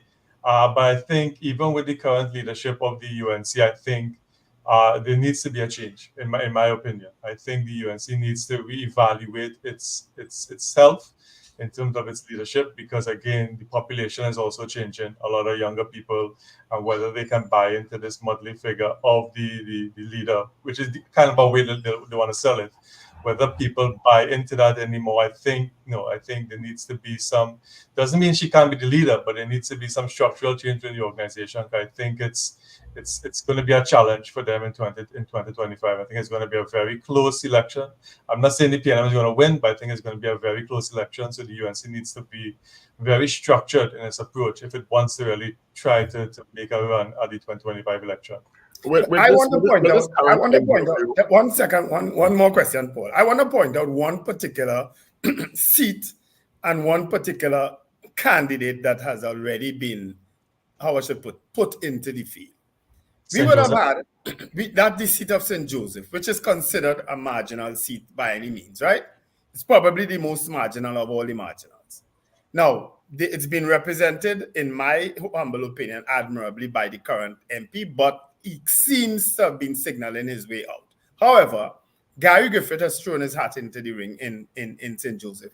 And now the UNC would have put in the field a former minister who was fired, resigned as an MP, left the parliament, returned as a senator after, I guess, some time, and is now the preferred candidate for the St. Joseph seat. How do you feel about that particular person in terms of that particular seat? Who is that particular person by the UNC? Anil Roberts. Anil Roberts would be that person for the UNC, who the UNC seems to have put as their preferred candidate in the seat of St. Joseph. Well, St. Joseph is a particularly interesting seat, and I can speak to St. Joseph a little more because I'm in Barataria, close to St. Joseph. And in my previous teenage years, I actually, because I think this is public, I think I've told you guys this before, my dad was a former counselor in the UNC during the early days of the Samoa-Labde Regional Corporation, and this was during the early 90s. And so we walked and learned a lot about Samoa, Barataria, St. Joseph. Those were the constituencies that bordered us. So I know a little bit about the St. Joseph constituency. I've lived there all my life. St. Joseph is unique in terms of geographical location. So there's, I like to call it, the Eastern Main Road kind of divides it away. There's the southeastern Main Road, which is the Arangwes, over the highway, Bamboo side, very loyal, very strong for the UNC. And then there's the other side of the Main Road going up that is very strong for the PNM. So each have their pockets of area. I think I agree that the St. Joseph is definitely a very marginal seat, but we've seen where there are more than two candidates going up for a particular seat, particularly marginal seats, that tends to act more in favor of the PNM than the UNC, because there's going to be a split down the line. If you have Mr. Joseph and Mr. Roberts going up to contest against a PNM candidate, whoever that candidate may be, then I think it's definitely going to be more in favor of the PNM, because there's going to be pockets of people who will pull more from the UNC and maybe support Gary Griffith or the other party as it may be. So I think, in terms of having three candidates for any particular marginal seat, it's definitely more in favor of the PNM as opposed to the other parties. So I think there needs to be, if there's going to be an accord, then they're going to have to be a very strategic accord in terms of the seats that you want to give up and who the people are going to be. Because if it's a three-way fight, then I don't see any party but the PNM winning those particular seats. Do you think this current controversy or seeming divide within the UNC between the five so-called dissidents and the core in the House of Representatives is going to make a difference when elections are called? I honestly no, because most of the dissidents we're seeing are people from within UNC stronghold seats. So they're in stronghold seats that are traditionally have been going for the UNC. I think it may be more of a distraction than anything else for the UNC, something that they would not want to deal with. I think they will want to put all their efforts on campaigning against the PNM and the government policies and putting out their alternative policies as to what they want to do to make the country better. So from an election point of view, if it's going to hurt them in terms of losing those seats in the elections, I don't think it is. I think we've seen history happen where people would have gone against the UNC and put themselves up a candidate against the UNC in particular stronghold seats, and they've lost. As Pandy would like to say, we like to make sure they lose their deposit and don't get their deposit. So history has shown that it doesn't go in favor of them. I think it's more of a distraction right now for the UNC and something that they probably would not want to be dealing with at this point in time. So this is having no net effect on brand UNC as a whole? It definitely has an effect on brand UNC as a whole. If you look at the wider, so if you're looking at for each particular constituency, it's probably not going to have a net effect. But from a wider political point of view, then it probably could have a net effect on those marginal voters, people who are looking for strong leadership or people or policies that can guide the country through the next 5 years. And in terms of that, if they feel that if you can't have your own house in order, how are you going to handle, the national house as opposed to that? Then it could have a net effect. I think marginal voters are more concerned about that party, but how whatever you're doing can impact me and my daily life and my tangible life and my tangible benefit in terms of spending. But you spoke about those swing voters in the context of brand UNC. Over the years, we've seen persons who feel they've been sidelined by the party come out and be very vocal heading to elections. We've seen David Maraj, we've seen Vasan Barrett, and those are still ongoing. And now you have 5 potential new people, if they're not chosen to recontest those seats, possibly adding to that sort of anti-UNC or anti-Mrs. Pasabi-Sasa sentiment, moving to an election. So while it may not have make a difference in those constituency hardcore seats, because you're right. I agree with that. It won't. On the overall scheme of things on a national level, when you are looking to win a national election, you have to convince people that the party is united and that the number of voices, because in the 2020, when Jack Warner was highly critical of Mrs. Passabis at that time, would that be correct? That's correct. Yeah. And added to the anti-UNC sentiment, how is that going to play out if these persons are added to that chorus of voices heading to 2025 general? Yeah, you don't want as a party. You don't want any distraction in any election. You want to control the narrative, and you want to control the messaging that's going out on your behalf, and that's painting a picture. You want to paint. It comes down to communication and messaging. You want to paint yourself in a particular way that we are the alternative to the PNM. We have the policies and everything else. And anything else that goes against that message is going to be a distraction, and that it could hurt your messaging, and it could play on people's mind. And I'm sure the PNM is going to pick up on that, and they're going to run with it, and then they're going to have these dissidents or whoever it may be running a parallel, marketing campaign against you. So from that perspective, if it's not dealt with now, it could, like I said, it does have the ability to be a distraction and cause the UNC to not be able to control the message of what they want to put out, and then that could influence. I mean, I'm not saying it will, but it could be one of the factors that influence those marginal voters as they know whether or not they want to vote for you or just not vote for the PNM or just stay away. You mentioned earlier on, let me just finish this one thing. You mentioned earlier on, Rishi, that these sorts of things happen less in the PNM. Why do you think that is? I think, I'm not saying it doesn't happen in PNM. I'm pretty sure it happens less. And we have the example of the current Prime Minister when he was going against Mr. Manning.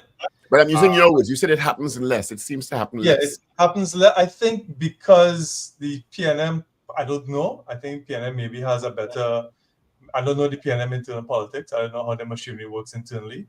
But possibly they have internal ways of managing this inside. But they seem to have a better way of maybe keeping the lid covered on these things so it doesn't get out in the public domain.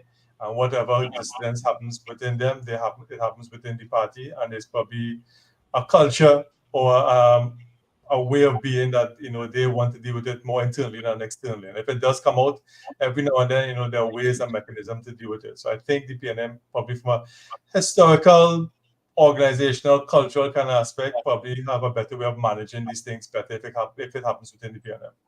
Well, the PNM is a proper party with a proper structure. I'll leave it there for now. But Mr. Maraj, why wouldn't Mrs. Kamala Persad-Bissessar call an internal elections?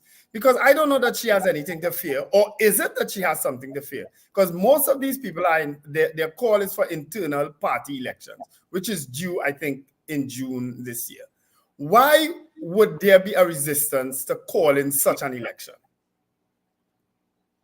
Maybe she knows something that we don't know. Maybe there is internally within the rank and file of the party a non-appreciation for her to continue as leader. And she probably feels that if the collective election out, there may be, she may not have the power or the stronghold to be able to resist somebody challenging her. That's possibly one. Two is that coming up to a general election, she probably feels it's better now for the party to just focus itself on the general election and then deal with internal party relationships afterwards.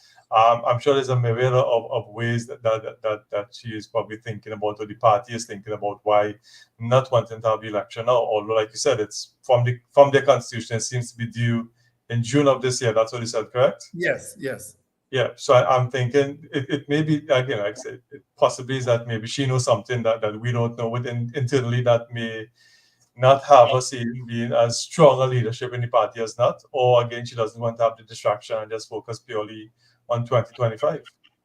But if that is correct, if that assumption is correct, that she has more to fear and stuff like that, or she has cocoa in the sun, as we would say, this in itself, this back and forth between the five and the party does not paint a good picture of unity for the UNC facing an election in 2025, even though there are certain challenges that the PNM may face from what is happening in the country with crime, etc., they are still more united optically as a party than the UNC, and ultimately voters want some level of unity and strength.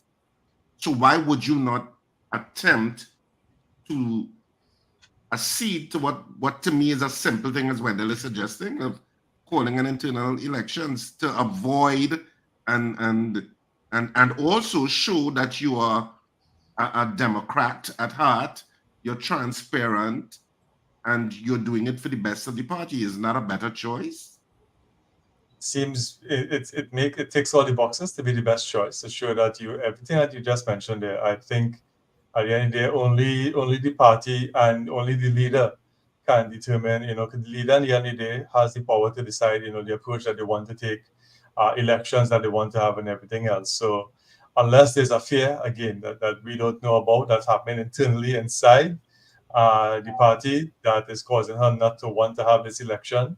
Because if it is that she has this favoritism within the party, then calling an internal election is a non-issue, because nobody will probably go up against her. If it was all level, nobody will probably challenge her as leadership of the party. So it would just be more or less not electing your other members of your national executive, and she will still be leader. And then you now have a united front to go up for 2025. So maybe there's something internally that's happening that like I said, we don't know about, that is causing some kind of hesitation by the leadership not to want to have the election.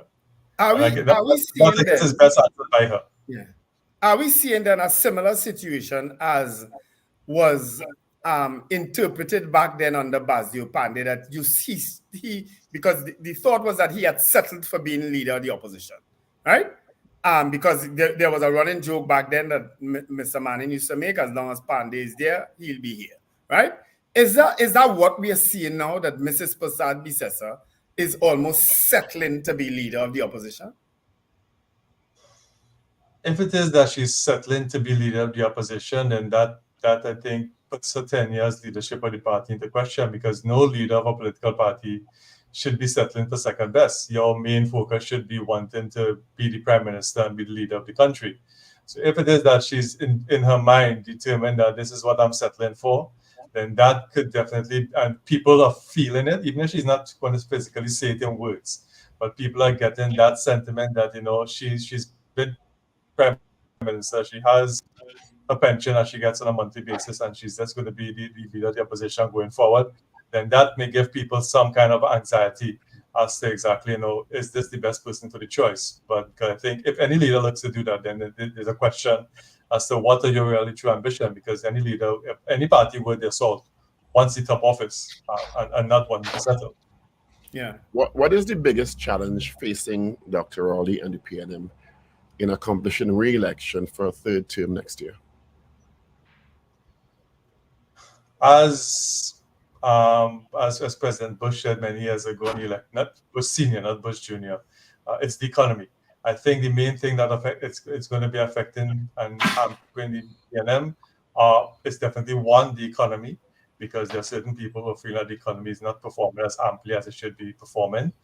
Then obviously, again, we always come back to crime in terms of the handling of crime and people's perception. Even if the government is saying that they're doing certain things, the perception that people have of not feeling safe within the country as a whole is another thing. I think those are the two major drivers that are going to really affect and hamper the PNM coming into the next election. And getting a handle on those things are going to be really critical for them to paint a picture of, we're doing and we're trying and we're putting things in place to create that perception that, we're doing the best we can given what we have and the resources. I think those are two critical factors that are going to hamper them and pose a challenge in the upcoming election for sure.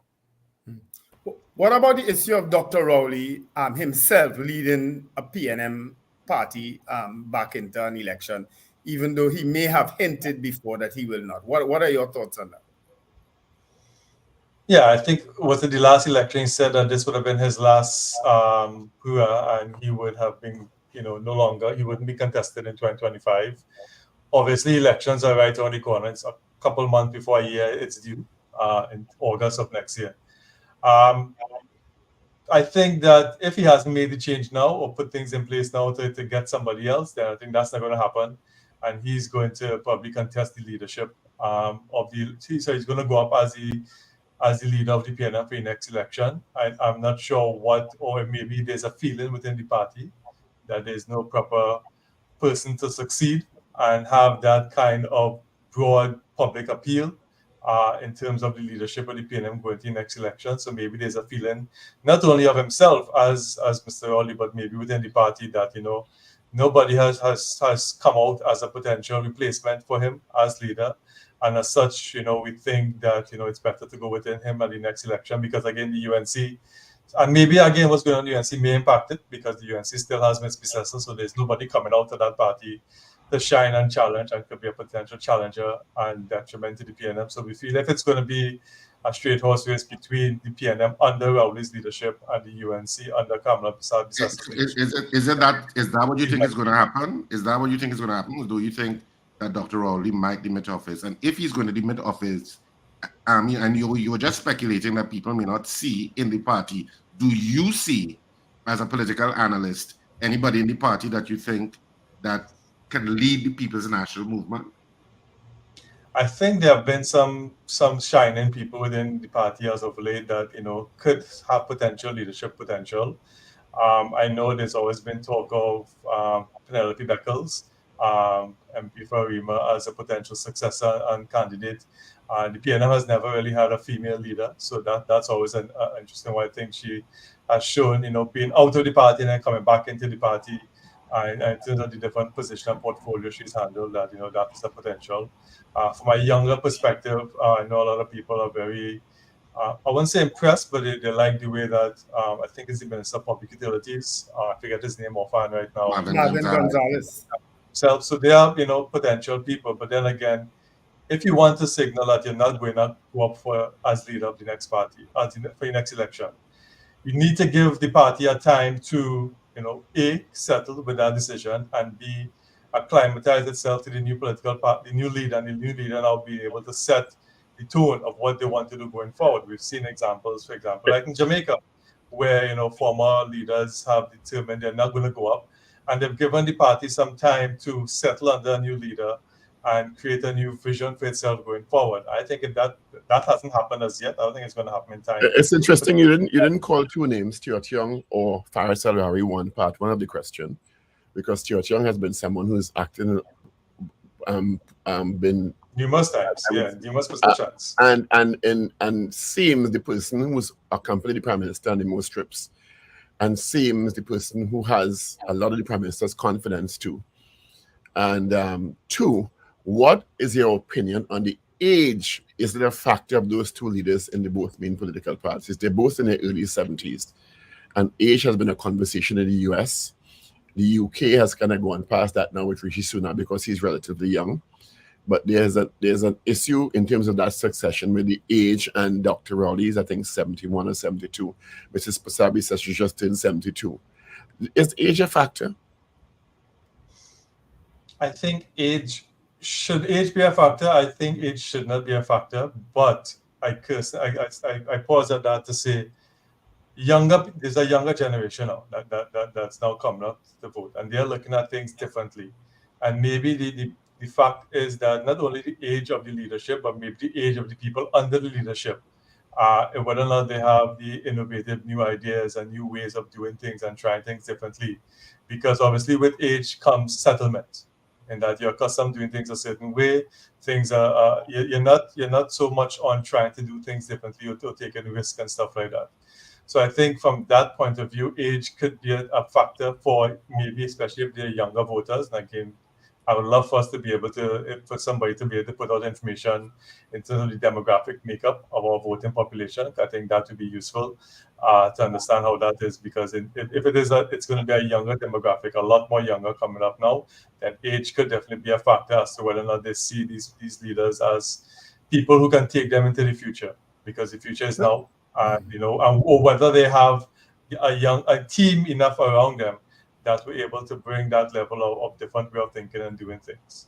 Well, just to add to Paul's names, you didn't also call Dr. Amy Brown, who seems to have that potential. And the person who has acted for Dr. Rowley for the last 8 years as Prime Minister, the most experienced politician after him, Call Members. So it's not to discredit all of those people that you've called, and those are just the two names that quickly popped up on my head, Penelope, because I think at the end of the day, there are different things that you need to look at from a leadership perspective. Not only popularity or leadership within the PNM or people having the experience, but people now who can appeal to a broader cross-section. I'm not saying that any of the names that you've mentioned, Alwari, Mr. Young, etc., aren't people who can't appeal. But I'm sure the party will also need to look at to see whether or not these kinds of people could have that broad public appeal and drive the party going forward in terms of where the party wants to be. I think those are decisions that the party has to make. But I'm sure there are potential people there that definitely could replace. I know Mr. Input, for example, next most senior politician in the land, next to Mr. Rowley. So I think that's a decision that maybe the party has decided that maybe not as yet, that people who we want to be able to get into leadership and take over the PNM, maybe one more try, and then from that we'll now move at a level of succession. Well, I'll go out on a limb. I think it's not something that we do very well.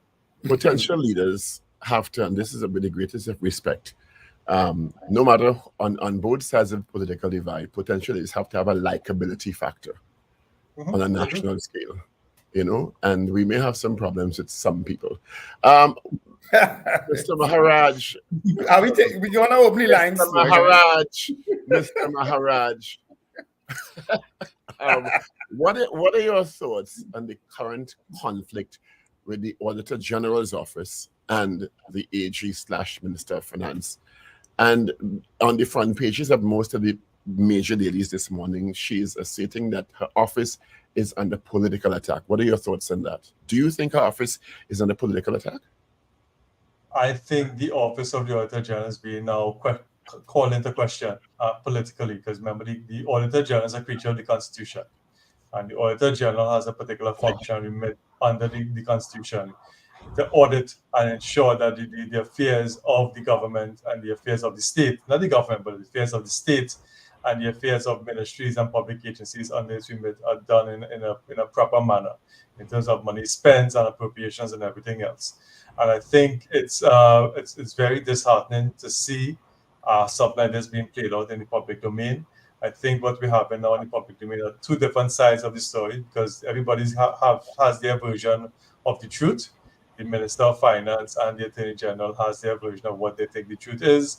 And the Auditor General, I'm sure, will do her best to protect her institution, not only herself, but on her reputation, but also her office, in terms of what their version of the truth is.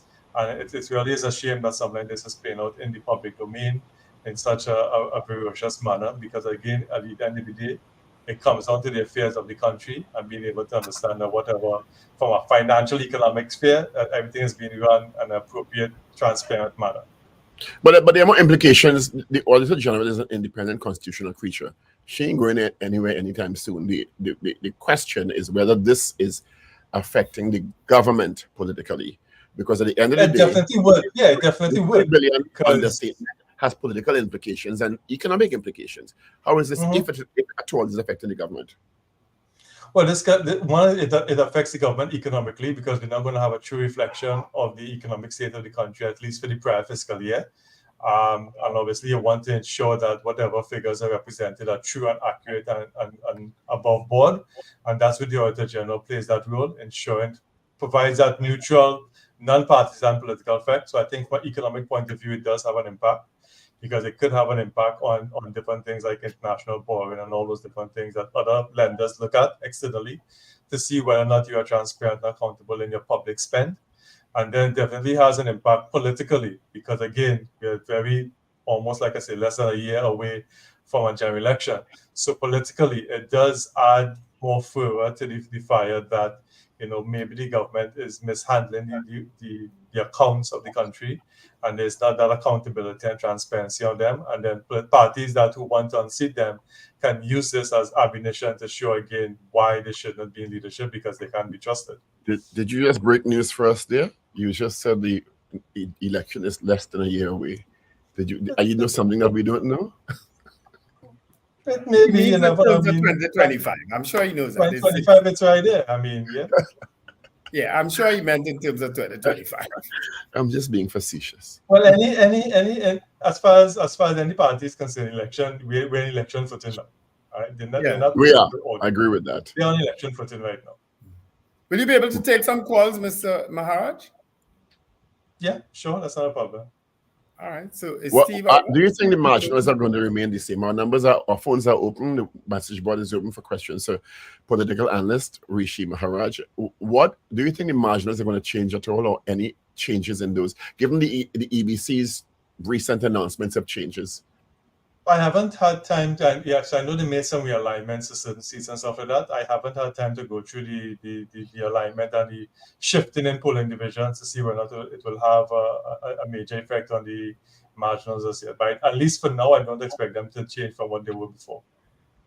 All right, let's grab this call here. Good morning, caller. Hello, good morning. Good morning. Good morning. Yeah, this is my take on the leadership for the both parties. I believe it will stay the same in the UNC. Dr. Rowley will read that outcome and then decide whether I don't think he will go back up. I think he's waiting on their decision. And once that is cemented, he could announce and say, well, listen, I'm not going up for leadership. Pick a new leader. And then that will be a foregone conclusion. That's at least what I think will happen. All right. All right. Thank you so much. So Good morning. I think he's waiting to see what's happening in the leadership of the UNC. All right. Good morning, caller.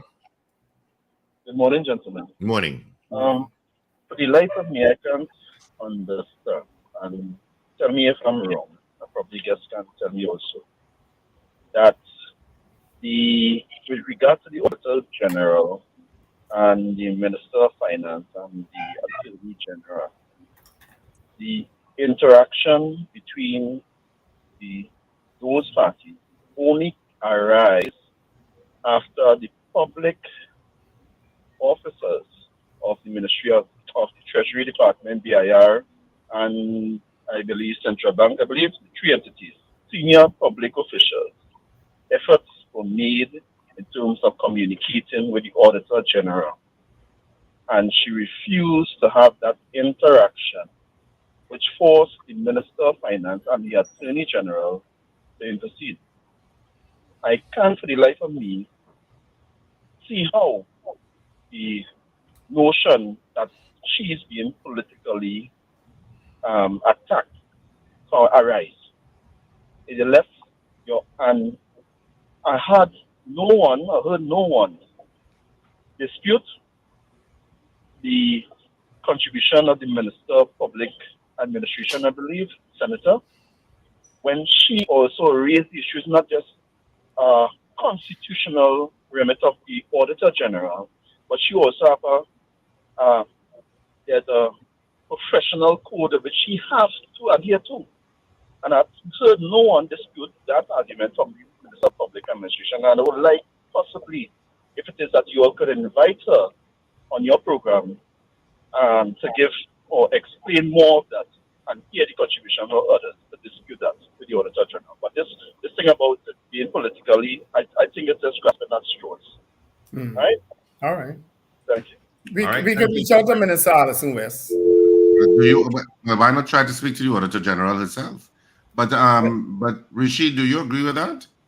Can it be construed as a political attack? As how she's, on the front page of one of the dailies today, the headline is "I'm under political attack," and this is a serious constitutional office, who's basically saying you are interfering with my duty from a political perspective. Would you agree with it on that? I think to bring this into the realm of politics is very dangerous because, as you mentioned, we're dealing with, let's take out the Minister of Finance and the Attorney General for a second. We're dealing with high political office holders in terms of the Permanent Secretary of the Ministry of Finance, the head of the Board of Inland Revenue, the head of the Treasury Department, and the Auditor General in terms of their role and function in ensuring that the accounts of the countries are fully audited and in a transparent and public manner to truly reflect. That's basically the role and functions of all parties. The one to settle the books, and then the other party to be able to audit to make sure everything is in line, and whatever questions come up, like any normal auditing functions, they will raise questions for the other parties to be able to address. To bring that into the realm, and from a country perspective, that is of more significance, from an economic perspective. To bring it into the realm of politics, if it's going to be brought to the realm of politics, I think is a very serious constitutional issue, because these things should not be of political nature, because obviously in politics, different set of rules apply, because then you can malign people's character and stuff like that. So I think it needs to be handled very carefully by all parties. I'm not putting blame on one and the other. I think all parties need to handle this with very much due diligence and care. I think the Auditor General is in her right constitutionally if she feels that things aren't being reflected appropriately for her office in terms of the accounts being changed and then the dates of signing and whether the dates were backdated, stuff like that. I think all are legitimate concerns, but I think it needs to be handled with very much more tact and not played out in the public sphere and in the newspaper headlines with regards to the politics of it, because I think this has wider economic implications for the country going forward, and it needs to be handled very carefully. Yeah. All right, we have a call online. Good morning. Yes, good morning. Good morning. Good morning. I'm a bit suspended with this situation of being political attack or whether it is or it is not. Because my concern with this is based on what I have heard, I don't think this should not have reached so far. Because what according to what I've read, the Auditor General asked for advice, which is something enshrined in the Constitution, I think some section 11. And the reply was from the Attorney General that it could be seen as conflict of interest, seeing that I'm already advising the finance minister and to advise you. If you see private advice, I would pay for it. Now, I think it's a hyperbolic approach, so to speak, for if it is true that the minister went ahead and sent a pre-action protocol letter at that stage of the situation, because that is litigation, and it didn't have to start, didn't have to go, because I think he asked for that. I don't think that wasn't required. So it seemed to have something other. Something else that in that thing. There's something else there, because the Attorney General and the minister are experienced people, and they know if you write a pre-action protocol, that what it is going to start. So to start that at that stage, when she asked, she didn't threaten, she didn't nothing. She asked for which according to the Constitution is enshrined that is supposed to be done. Something is wrong. Yeah, except, Call, I'm hearing you, except we don't actually know the sequence of that. It's all we could go is what was reported. But I hear you on that issue of that pre-action protocol letter. It seems to have been a little extreme at the point in time that it did happen. But we don't know the sequence really. Yeah, it's a little. I mean, she is a constitutional office, so she should be afforded some level of legal representation. But she should be afforded legal representation if she asks for it. And the AG did indicate that the office would pay for it.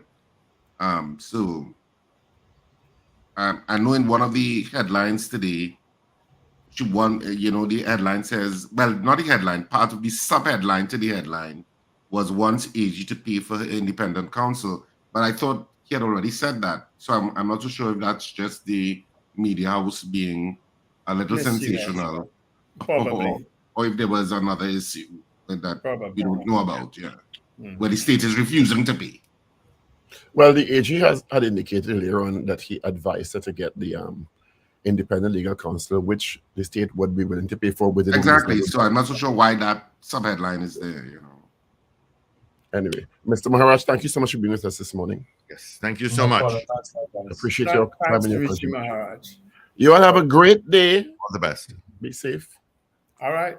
Take care. Paul, your featuring in a video, boys. Somebody now send me a video here. I sent it to you. You sent it? No. Yes. No, I got it from your arch nemesis. Okay. All right. I do not have any arch nemesis. Folks, have a wonderful day. Remember to let go and let God. Well, if you have an arch nemesis, the best way to get rid of them is through laughter. And laughter is on this weekend with Love is a Walk at Cipriani College on Saturday at 8:30 and Sunday at 6:30. Tickets are available at all the usual outlets, and the box office opens today at Cipriani College from 12 noon to 6 p.m. and will open 12 noon to 6 p.m. daily. And of course, so you can get tickets at the box office, and we do take links now, so you can bring your cards. So 12 noon to 6 p.m. today, the box office opens at Cipriani College, but tickets have been available at all usual outlets, and you can get also purchase tickets online. Go to RSRR Productions Theatre on Facebook or Instagram. Have a fantastic day. I'm so looking forward to Love is a Walk this weekend. Have a great one, whatever you do, and remember to smile and laugh. It's great for your...